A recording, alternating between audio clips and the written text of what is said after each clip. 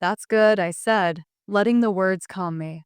Success was gratifying, but I didn't let it make me complacent. The past year had taught me that triumph was fleeting if vigilance slipped.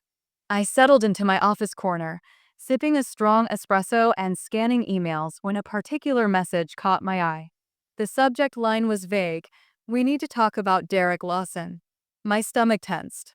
Opening it, I saw a message from an unknown sender. Sophia, you handled him well yesterday, but don't think it's over. He has connections you're unaware of. Be cautious, especially with the investors and collectors. Trust no one blindly. I set the email aside, irritation and unease rising. The anonymity was deliberate. Someone wanted to rattle me without revealing their hand. But I didn't have time to dwell on it. There was too much to manage in the gallery itself. By late morning, Elena called me to the display area. We've got a problem, she said, her voice tight with concern. One of the paintings from last night's exhibition, it's missing. My heart skipped. Missing? How's that possible? She shook her head. No sign of forced entry, nothing. It's as if it walked out on its own. I followed her to the spot where the painting had hung, now conspicuously empty. A subtle chill ran down my spine. This wasn't just negligence or a simple mistake. It felt deliberate, intentional, almost like a message. Victor appeared beside us, his brow furrowed. We need to check the security footage immediately, he said. There has to be some explanation. Hours passed as we reviewed footage. And then, finally, there it was, an image of Derek Lawson, walking casually through the gallery during the final hour of the opening night, his gaze scanning the room, almost predatory. The footage was grainy, but his posture and subtle hand movements suggested he wasn't merely observing. I felt a cold knot of anger. He had the audacity to insert himself into the gallery, to linger when he had no business being there. But the evidence wasn't enough to make any formal accusations yet. Still, I knew what it meant. Derek wasn't finished, and he was already plotting his next move.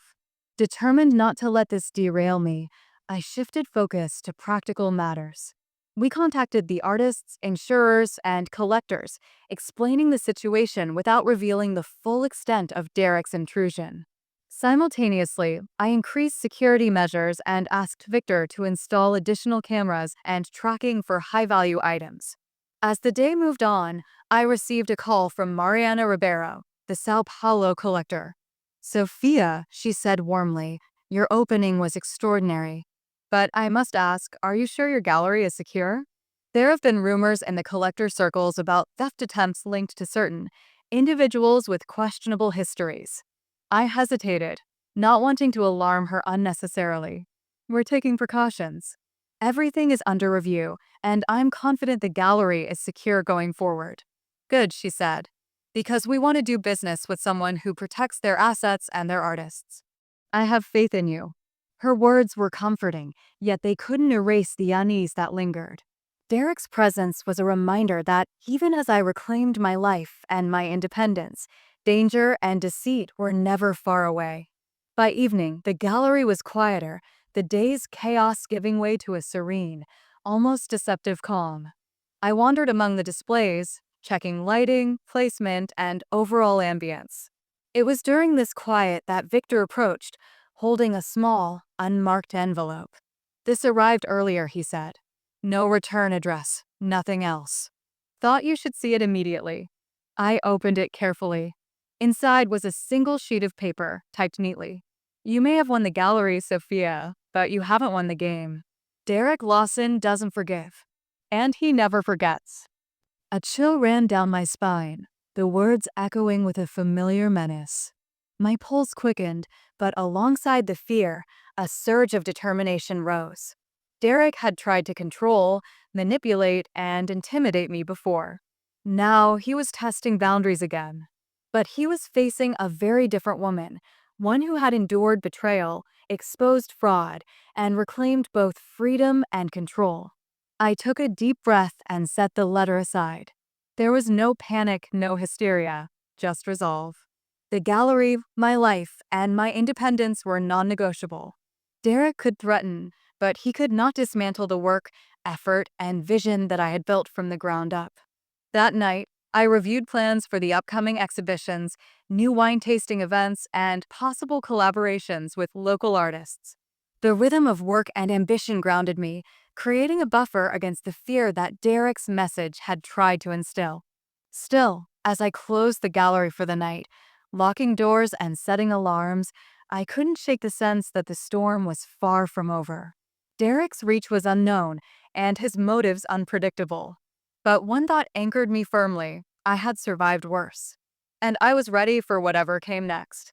In the early hours of the next morning, I received a message on my phone from an unfamiliar number. A single sentence, direct and icy.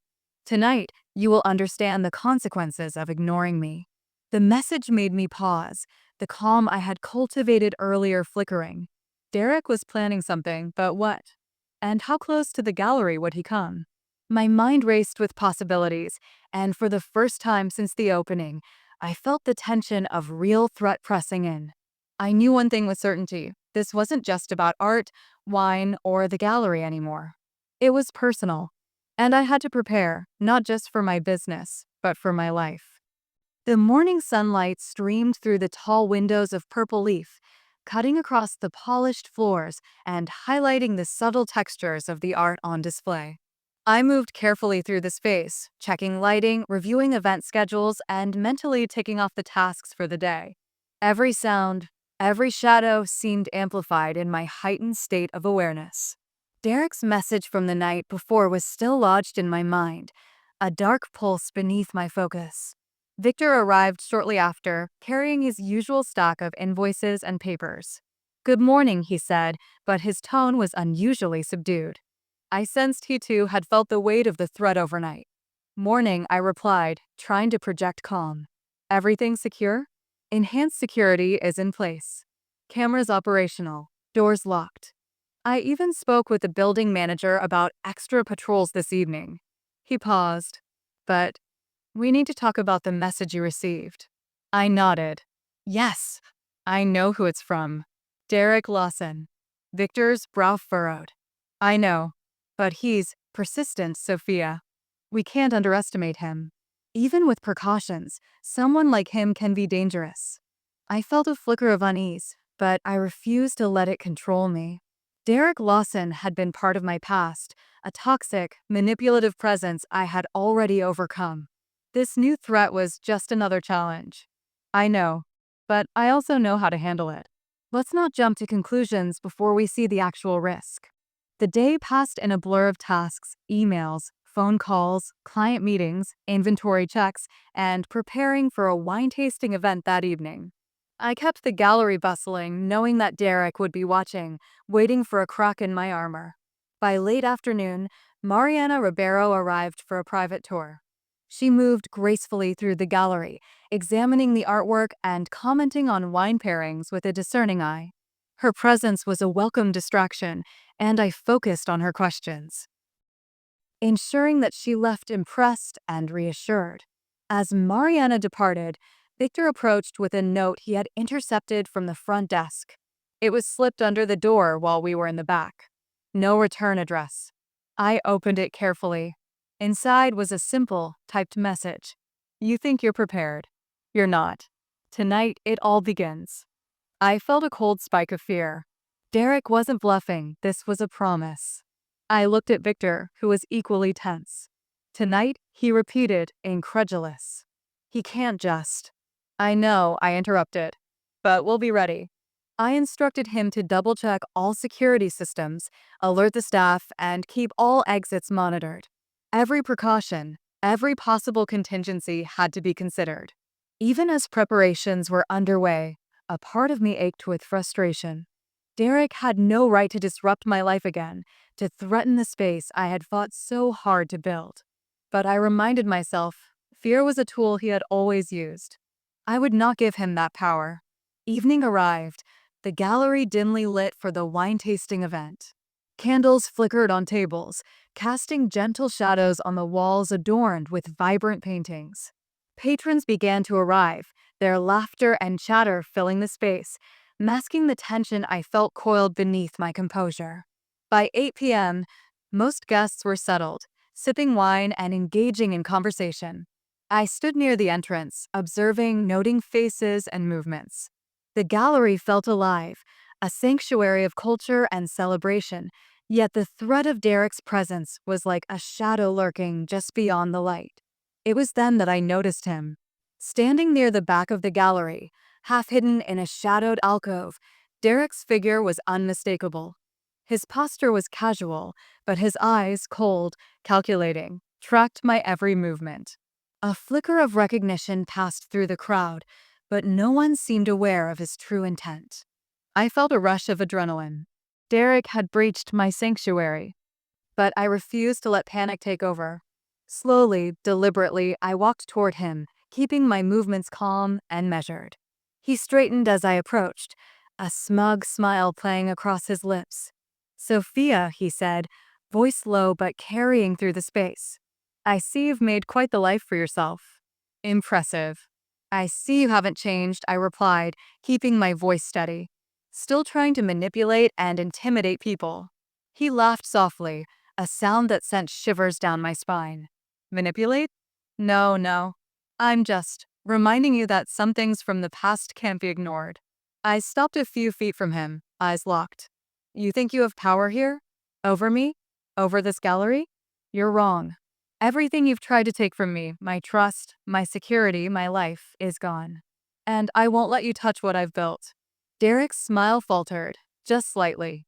He leaned closer, voice dropping to a hiss. "You'll see tonight, Sophia. Some lessons are learned the hard way." Before I could respond, the crowd around us began to notice a disturbance near the wine display. Someone had spilled a tray and murmurs of concern spread. Derek used the distraction, slipping away into a side corridor. I felt a surge of anger. He was testing me, showing that he could enter, threaten, and escape without consequence. But I refused to let it intimidate me. I turned to Victor, whispering, "Lock down the exits. Check every corridor." He nodded, already moving to execute the plan. Within minutes, the gallery's security system was on high alert. Cameras panned to every corner, staff were instructed to observe quietly, and no one left without being accounted for. Despite the tension, the patrons remained largely unaware. The wine tasting continued, the atmosphere maintained carefully to avoid panic. But the threat lingered, a reminder that Derek's presence was not just a shadow of the past, it was a tangible danger that demanded vigilance. Later that night, after the guests had departed, Victor and I reviewed footage of Derek's movements. He had stayed in the gallery for almost 20 minutes, inspecting displays, observing attendees, then quietly exiting through a service door. His actions were deliberate, precise. He wasn't there to steal, at least, not yet. He was there to intimidate, to leave a mark. I felt a mixture of anger and resolve. Derek Lawson, or whatever name he chose to go by, was a man of deception and menace. But I had survived his schemes before, and I would survive them again. I locked the gallery, set alarms, and took one last walk through the now empty rooms. The flickering candlelight cast long shadows across the walls, the paintings silent witnesses to the night's events. "This isn't over," I whispered to the empty gallery. But neither am I. The phone buzzed on my desk. A text from an unknown number. "Good. You're awake." But awake doesn't mean safe. "I'll be watching." I read it and set the phone aside. The calm determination that had guided me through the past year surged anew. Derek could threaten, he could stalk, he could manipulate, but he would not control me again. As I stepped onto the balcony, overlooking the quiet streets of Recife, the night air crisp against my skin, I realized something. The battle was only beginning. But I was ready. And this time, I would not just survive, I would win. The next morning, the sun rose over Recife with a soft golden hue, washing the streets in light that belied the tension still simmering beneath the surface. I arrived at Purple Leaf early, the crisp air invigorating my senses, sharpening my resolve. Last night's events had left a residue of unease, but also clarity. Derek Lawson wasn't merely a threat. He was a test. And I intended to pass it with strength, strategy, and caution. Victor was already there, reviewing the security footage on the monitors. "Good morning," he said, his tone calm but serious. "I've compiled all the recordings from last night. Every entrance, every corner Derek touched, every time he moved. It's all here." I nodded, grateful for his diligence. "Any unusual patterns?" He tapped the screen, showing several stills of Derek moving through the gallery. He seemed particularly interested in the storage area behind the painting archives, almost like he was looking for something specific. Also, notice how he lingered near the back exit before leaving. He didn't just wander randomly. This was planned. I frowned. Derek wasn't a thief in the conventional sense. He was far more calculating. The only thing he could want from me now, after failing to manipulate, deceive, and threaten, was leverage, a piece of evidence, or even blackmail material to gain some control. "I need you to check the archives immediately," I instructed. "Lock them down, catalog every item, and ensure that nothing can be removed or tampered with." Victor nodded, already moving. "I'll handle it." As he disappeared into the back corridors, I turned to the main gallery floor. My patrons would arrive soon for the early afternoon private viewing I had scheduled, and I had to maintain appearances. Calm, collected, competent. No one could sense the storm brewing beneath the polished surface. The first client, a local collector named Enrique Silva, arrived promptly. He moved through the gallery with appreciation and enthusiasm, asking detailed questions about recent acquisitions and upcoming exhibitions.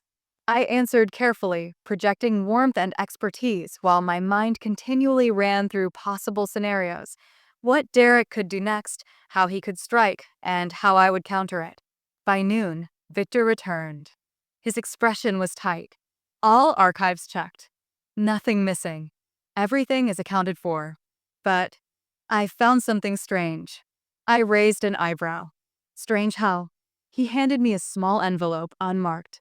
Inside was a single photograph. It showed a stack of documents from my father's old legal files, carelessly spread across his office floor. A few papers were folded or partially obscured, but I recognized the layout.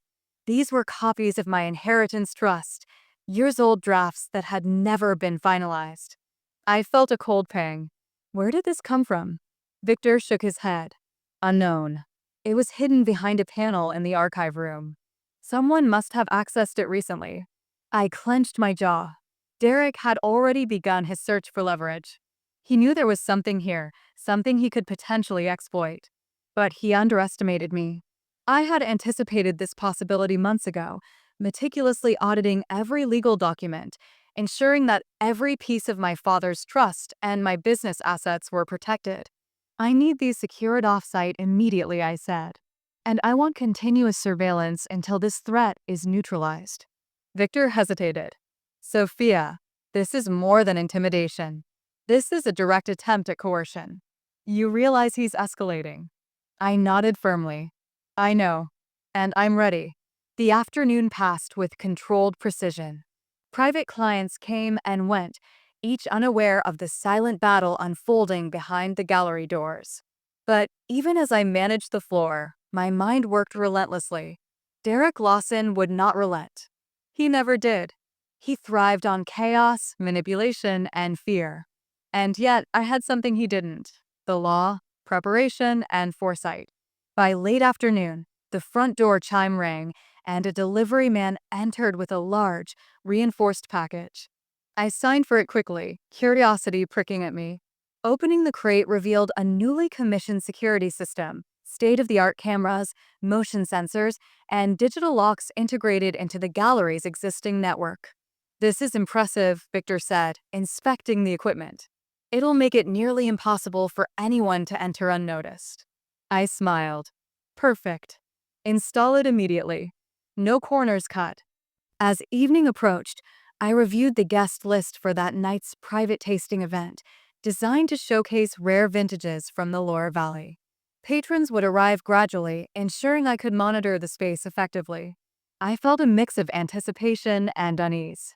Derek Lawson's shadow hung over every decision, every movement, every plan. And then my phone buzzed, a message from an unknown number. My stomach tightened. "You can lock it all down." You can hide your treasures, but no walls can protect you from what's coming. Tonight, you will see how far I will go. I took a deep breath, steadying myself. This wasn't just a threat, it was a challenge. And I wasn't the same woman who had once cowered before him. Victor and I finalized the security perimeter, confirmed staff roles, and checked every camera. The gallery was a fortress, and we were prepared. But I knew Derek Lawson wouldn't be deterred by walls, alarms, or legal safeguards. He thrived on risk, chaos, and intimidation. As the first guests arrived, I put on a calm, welcoming smile, greeting each with warmth and professionalism. Every interaction was a mask, hiding the tension coiling beneath. I watched the entrances, the corners, and the shadows, anticipating every move. Then, as the sun dipped below the horizon, casting a crimson glow over Recife, I caught a glimpse of movement near the back corridor. My pulse quickened. Derek had arrived. And this time, there would be no subtle intimidation, no casual threats. Whatever he had planned, I would face it head on. The battle for my life, my gallery, and my future had begun. The crimson light of sunset still lingered in the gallery as Sophia tightened the cuff of her blazer, keeping her posture straight, her expression calm. Inside, her mind raced. Derek Lawson had just made his move, but she had anticipated it. She had a plan for every possible scenario, yet she could not deny the thrill and the danger that now hung in the air. Victor appeared from the security room, his voice low. He's at the back corridor, just where the cameras show him. But there's something off. He's not alone. Someone else might be with him. I swallowed hard. This was no longer just Derek's game. He had brought backup. I had to stay alert. Keep the cameras on him. Alert the staff in a discreet way. No one goes anywhere near that corridor until I say so. Victor nodded and retreated, leaving me alone in the main gallery floor. Guests were arriving, chatting quietly, sipping wine, and inspecting the rare bottles. Their conversations created a pleasant hum, a thin layer of normalcy over the tension simmering beneath. I greeted each with a polite smile, careful not to let my mind betray me. Then, near the back corridor, I caught a glimpse of movement, two figures stepping into the shadowed hallway. Derek. And someone new, a tall man, dressed in dark casual clothing, face partially hidden under a hood. My heart tightened.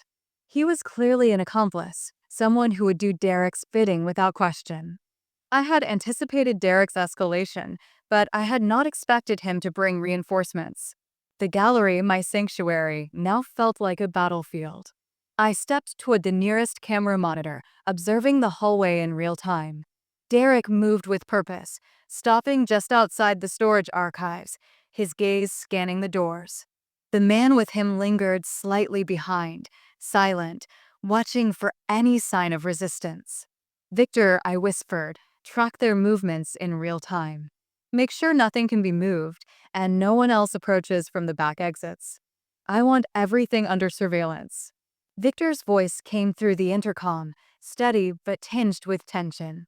Already done. Sensors are live. I'll alert you the second they cross the line. I exhaled slowly, trying to calm my racing heart. Derek thrived on fear, on seeing people doubt themselves, falter, or panic. But I wasn't the same woman who had let him control her life. I had foreseen his every move, planned countermeasures, and had legal and physical safeguards in place. Suddenly, the tall accomplice stepped forward, reaching for the door handle of the archives. A warning chime echoed through the gallery, a sensor Victor had installed. Both men froze.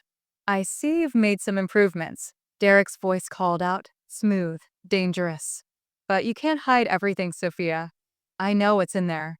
And I know what I can use against you. I stayed calm, keeping my voice steady and neutral. You're welcome to try. But you'll find nothing there that isn't protected. Derek stepped closer, his expression tense, but there was a flicker of uncertainty in his eyes. Protected, huh? We'll see about that. I moved closer, keeping myself in the open gallery floor, ensuring there was a clear line of sight for the cameras. If you cross that line, any attempt to tamper with my property will be recorded and sent directly to the authorities. You've already threatened me once. This will be a legal record of your escalation. The tall accomplice glanced at Derek, hesitation clear in his posture. Derek's face tightened, then he signaled the man to step back. Fine, Derek said, his voice low but dangerous. We'll do this another way. But mark my words, this isn't over. He retreated into the shadows, his presence still looming, a silent threat. I waited until he disappeared from the camera view entirely before exhaling. Victor appeared beside me. That was close. I think they might be reassessing their approach. They won't risk being caught on camera. I nodded. Good. But we can't let our guard down. Prepare for the next phase. He'll test other weaknesses, our staff, our deliveries, maybe even legal loopholes. Victor's expression was grave. You realize he won't stop until he gets something, right? I nodded. And he won't get anything. Not from me. Not from this gallery. Not from my inheritance. My father made sure of that. The evening continued, guests oblivious to the tension in the back corridor. Wine flowed, conversations hummed, and I maintained the facade of calm control. Every smile, every gesture, every word was measured. But inside, I was already thinking several steps ahead. Derek's next move was inevitable. After the last guest departed, I and Victor began reviewing the security logs and ensuring the backup systems were active. The tall man's identity remained unknown, and Derek's intentions were still murky, but one thing was certain, he would not give up easily.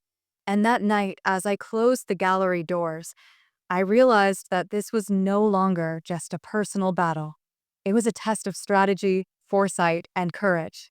Every move I made now could define the outcome of the war Derek had declared, a war for control, power, and leverage. I looked around the gallery one last time, the faint glow of security lights reflecting off polished floors and glass displays.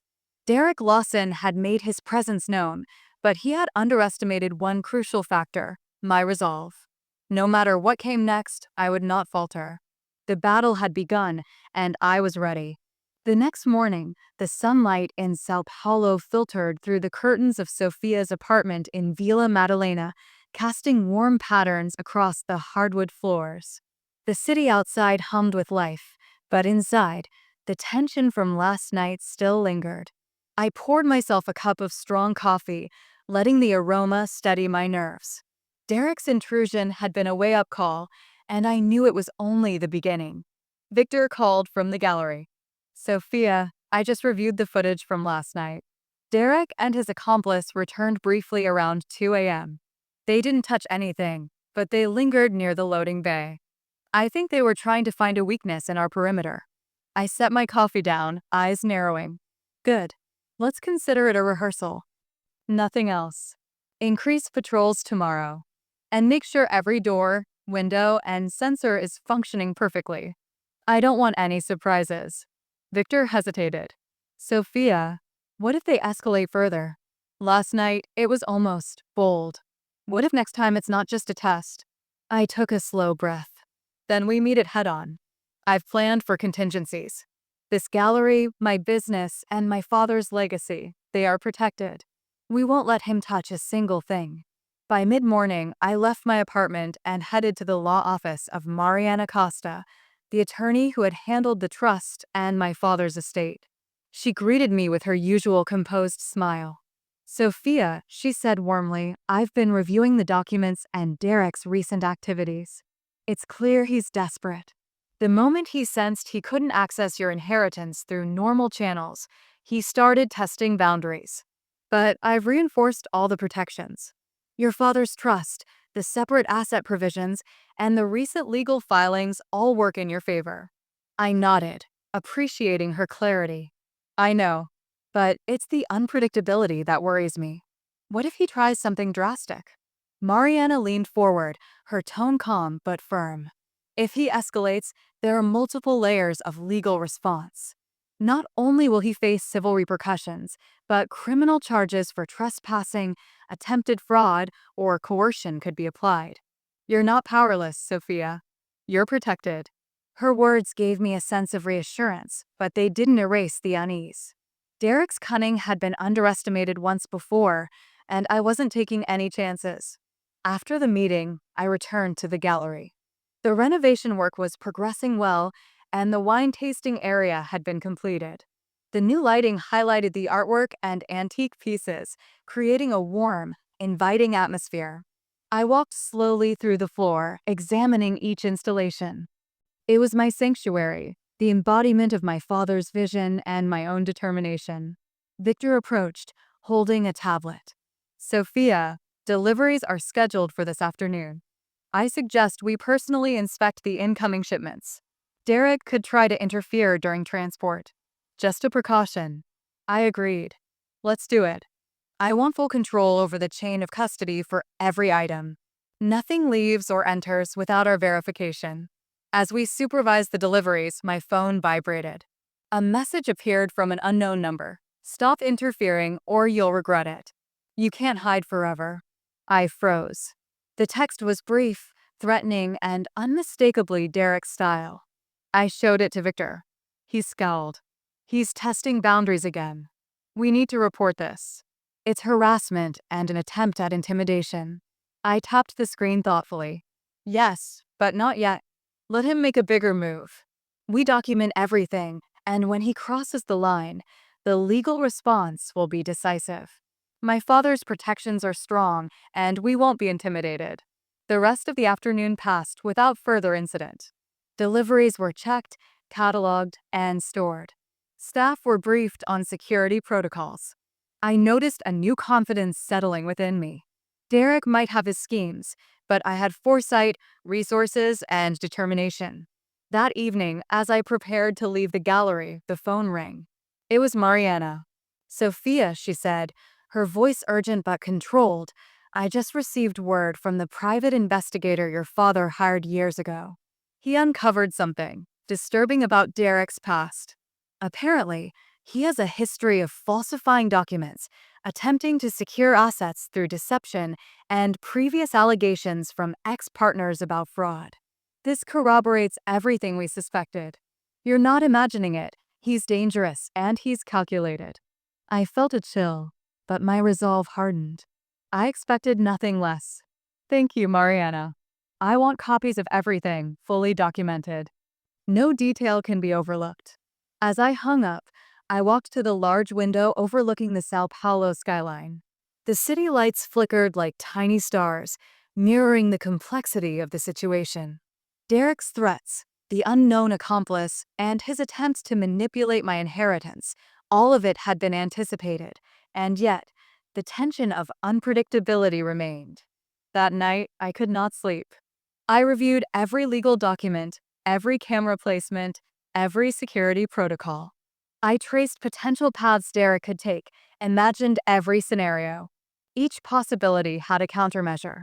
I knew that vigilance was not enough, strategic foresight was necessary. Finally, as the clock approached 2 a.m., I allowed myself a brief moment of reflection. Derek had underestimated me once. He had assumed the chaos of emotion could sway decisions, could cloud judgment. But I was different now. I had learned, grown, and planned. I was not just defending assets. I was reclaiming my autonomy, my dignity, my life. And deep inside, a seed of anticipation bloomed. Derek thought he controlled the game. But every move he made only strengthened my strategy. The war was far from over. But for the first time, I felt that no matter what came next, victory was not only possible, it was inevitable. The following morning, Sao Paulo awoke under a bright, cloudless sky. But inside my apartment, the tension from the previous night lingered like a shadow I couldn't shake. I sipped my coffee quietly, going over every security log, every delivery manifest, every legal note Mariana had sent. Each precaution was in place, yet Derek's name haunted my thoughts. Victor appeared at the doorway, tablet in hand. Sophia, something just came through. One of our security cameras caught a suspicious van circling the gallery at 3:17 a.m. I ran the license, stolen, out of Rio de Janeiro. Whoever's doing this isn't playing games anymore. I leaned against the counter, my jaw tightening. Derek was escalating, no longer testing boundaries. He was making a full move. Good. Let him. Every action he takes is documented. Every plan he makes is anticipated. He won't catch us unprepared. Victor frowned, clearly worried. You're sure about this strategy? I mean, he's crossing every line now. Stolen vehicles, late night scouting. It feels personal. I nodded, meeting his gaze with a calm I didn't fully feel. Exactly. It's personal. But personal can be leveraged. The more reckless he gets, the more evidence we have. And when that evidence meets Mariana's legal expertise, there's no way he can come out unscathed. By mid-afternoon, Mariana called. Sophia, I've scheduled an urgent court hearing. With the proof of trespassing, harassment, and his prior fraudulent activities, we can move for a temporary restraining order and injunction against him.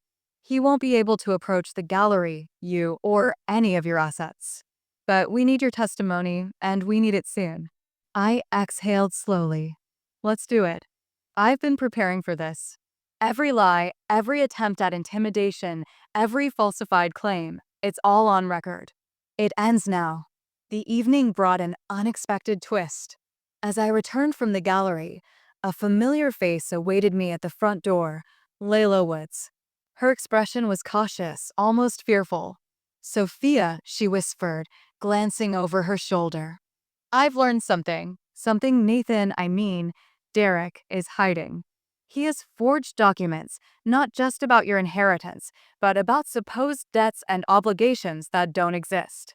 He's planning to use them in court to claim the gallery, your father's trust, everything. He's desperate. I felt a surge of anger. We knew he was dangerous, Layla. But this is beyond what I imagined. Did you get copies? Layla nodded, handing me a USB drive. Yes. I retrieved them before he could erase them. Be careful, he suspects I've gone to you. I took the drive, hiding it in my bag. Thank you. You've saved us time, and potentially the entire estate. Late that night, I sat in front of my laptop, organizing the documents, preparing exhibits for court. Derek had thought he could manipulate the legal system, relying on charm and deceit. But he hadn't counted on my meticulousness, my father's foresight, or the allies who had quietly gathered around me. The next day, Mariana and I arrived early at the courthouse. The hallways buzzed with muted conversations. Derek and Leonardo were already present, smug and overconfident. I could feel the tension in the air, thick enough to cut with a knife. The hearing began. Mariana presented the evidence, camera footage of late-night surveillance, timestamps of the stolen van, documents proving Derek's fraudulent history, and Layla's testimony confirming the forgery attempts. Derek's lawyer tried to interrupt, to challenge the authenticity of the materials, but Mariana anticipated every objection. Then it was my turn. I spoke clearly, confidently, recounting Derek's attempts at manipulation, the patterns of deception, and the threats that had escalated over the past months. Every word was deliberate, every emotion controlled. I looked directly at Derek, who could no longer hide behind charm. His green eyes flickered with frustration, anger, and something I hadn't expected, fear. By the end of the hearing, the judge granted a temporary restraining order against Derek, prohibited him from contacting me, the gallery staff, or accessing any of the assets tied to my father's trust. Additionally, the court ordered an independent review of all documents Derek had presented, effectively dismantling any attempt he had made to falsify claims. As we left the courthouse, the sun streaming through the windows seemed almost symbolic, a light breaking through the long shadow Derek had cast over my life. Victor caught my hand, squeezing it. You did it, Sophia. He's not getting away with this. I smiled faintly. We did it. The groundwork, the preparation, everything mattered. This isn't just about stopping him. It's about reclaiming my life, my inheritance, my dignity. Later that evening, in the quiet of my apartment, I allowed myself to finally exhale. The USB drive with the forged documents was safely secured, and plans were underway to expose Derek fully if he tried any further moves. The gallery was fortified, the staff briefed, and Mariana remained my unwavering ally. And deep down, a sense of closure began to take root. The man who had tried to manipulate, deceive, and control my life was finally contained. The battle wasn't just legal, it was emotional, psychological, and deeply personal. I poured myself a glass of wine, the rich aroma filling the room. For months, uncertainty had dominated my life, but now, I felt the sweet taste of justice, of victory earned through strategy, patience, and resilience. Derek's game had failed, and while he remained a figure in the shadows, powerless to influence the outcomes he had hoped to control, I felt a surge of empowerment I hadn't experienced in years. The inheritance, my father's legacy, the gallery, it all remained intact. And so did I, stronger, wiser, unbroken. For the first time in months, I allowed myself to smile fully, knowing that the fight had ended not with rage, but with precision, preparation, and justice. The morning light crept slowly into my Sao Paulo apartment, soft and forgiving, as if the city itself knew I had survived the storm. The gallery was quiet, peaceful now, every painting, every antique safely in place. Derek's threats, his schemes, his desperation, they had all come to nothing. But the emptiness left behind was not relief, it was reflection. I walked slowly through the gallery, fingers brushing lightly against the smooth frames, the polished wood. Every detail spoke of my father's legacy, of years of hard work, of trust and vision. And here I was, the one entrusted to preserve it, to defend it. I had learned to anticipate, to plan, to act without hesitation. Victor approached, a tablet in hand. All deliveries have arrived, accounted for. Security systems are fully operational. There's nothing to worry about now. I nodded, but my eyes wandered to the skyline, to the sprawling city beyond the glass. Sao Paulo felt both alive and distant. The world moved on, unaware of the battles fought within walls like mine. And yet, I had changed. I poured a glass of deep red wine and sat by the window. The city lights mirrored the stars above, tiny flickers of certainty in the darkness. As I sipped, I let my mind wander, not to revenge, not to anger, but to the question that had haunted me all along. How much of life is luck? How much is planning? And how much is courage? I leaned back, the weight of everything lifting slightly from my shoulders. And then I whispered to the quiet room, almost as if asking someone out there listening, have you ever been cornered by someone who thought they could destroy you? Have you ever felt the fear, the doubt, the betrayal, only to discover the strength was inside you all along? A shiver ran down my spine, not from fear, but from realization. Could I have acted differently? Would I have prevailed if I'd let emotion take over instead of strategy? And if it had been you, would you have survived? Would you have found the courage to fight, or would the shadows have swallowed you whole? I smiled softly, finishing the last sip of wine. I had one not with vengeance, but with foresight, patience, and a heart that refused to break. Derek had tried, but he had underestimated me.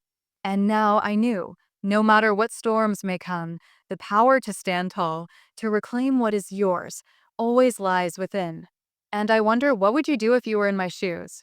Could you outsmart betrayal, protect your legacy, and rise stronger than ever?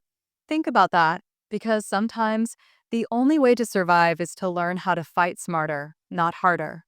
So tell me, dear friends, if someone tried to take everything from you, would you stay silent, or would you plan every move like I did? Have you ever faced betrayal that tested your limits, and did you rise above it? I want to know, what would you have done in my place? Leave your thoughts below, because sometimes the bravest stories are the ones we share together.